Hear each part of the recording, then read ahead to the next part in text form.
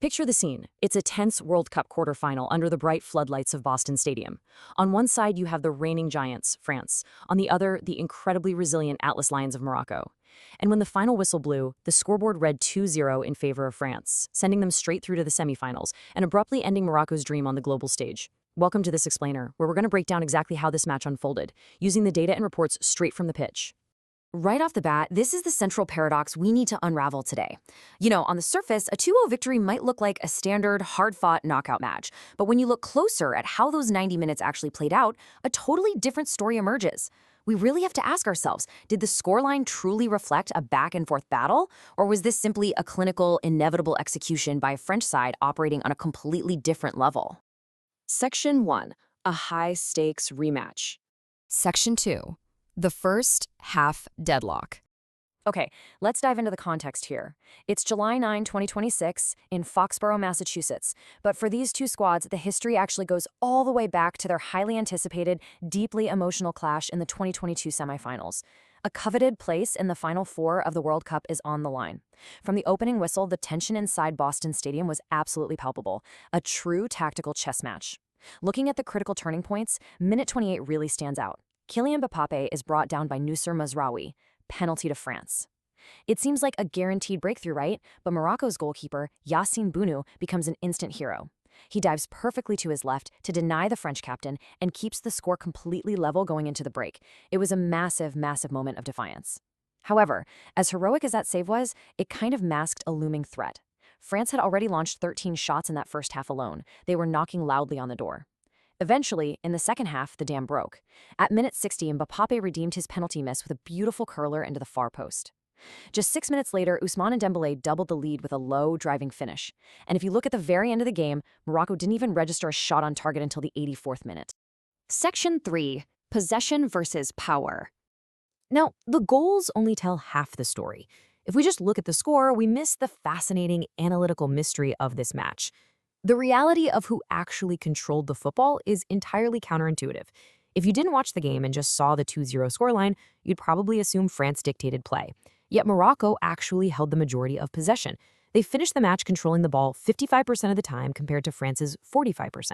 So on paper, Morocco is dictating the tempo. But as we know, possession does not always equal power. Instantly contrasting that possession stat with the brutal reality of actual attacking threat paints a totally different picture. Despite having less of the ball, France's attacking machinery was relentless. They generated a staggering 21 goal attempts. Morocco, despite holding the ball for the majority of the match, could only muster 5 attempts in total. The French were terrifyingly efficient with the limited time they had the ball at their feet. And this brilliantly illustrates the tactical concept of empty possession. Having the ball means absolutely nothing if you can't penetrate the opponent's defense. The gulf in accuracy here is just astonishing. France put 8 of their shots on target, constantly testing the Moroccan keeper. Morocco? Well, they managed just a single shot on target. And as we noted earlier, that didn't happen until the 84th minute when the game was already well out of reach. France was perfectly comfortable letting Morocco hold the ball in non-threatening areas, knowing for sure they could strike like lightning on the counter. The deadly efficiency of that French attack came down to what was described as telepathic interplay. Kylian Mbappé, Ousmane Dembélé, and Michael Olise operated on a wavelength that the Moroccan defenders simply couldn't decipher. It's like a giant puzzle, and it was this unified, almost psychic connection between the French forwards that finally cracked the stubborn Moroccan resistance in the second half. They didn't need a lot of possession, they just needed a tiny sliver of space to create magic. Section 4. Heartbreak and chaos. Shifting focus from cold, hard stats to the intense, emotional fallout, the pressure of this quarterfinal created shockwaves everywhere. The deep disappointment of the Moroccan side was perfectly summarized by their coach, Mohamed Awabi. He noted that while his team desperately wanted to go on and advance, he admitted a really harsh truth. The French players were operating in their comfort zone. I mean, imagine the psychological weight of playing your absolute heart out, controlling the possession, and yet feeling like your world-class opponents are entirely unbothered, just comfortably waiting for their moment to strike. That is the tactical and emotional defeat of the Atlas Lions in a nutshell. And the immense pressure of this quarterfinal wasn't just contained to the grass, it literally bled into the stadium's corridors. In fact, reports surfaced that a pre-match press conference actually derailed into what was called total chaos. The tension was so incredibly high that a physical altercation broke out between journalists right in the media room. It just goes to show how emotionally charged this entire event was, with national pride and global expectations clashing behind the scenes before a single ball was even kicked. Back out in the stadium, as the final whistle blew, the diametrically opposed emotions were clear for everyone to see. In the stands, the victorious French section roared with chants of "Ole, ole, ole," celebrating yet another historic achievement. Meanwhile, those chants completely drowned out the earlier passionate cries of Dima Maghreb.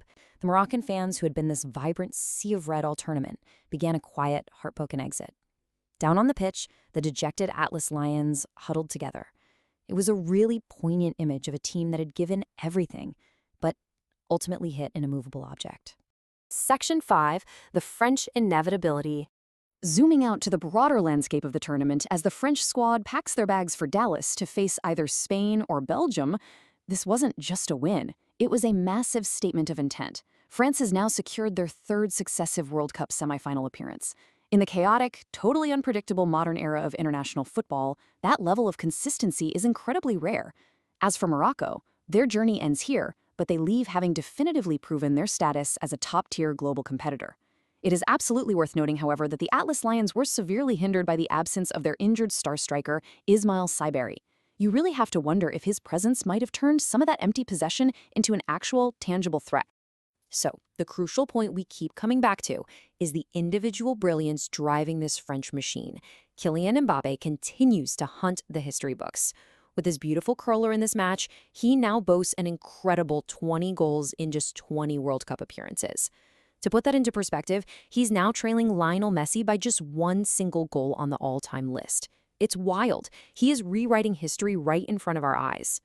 Which leaves us with this final burning thought. We've seen them endure pressure, allow the opponent the ball, and strike with absolute devastating precision.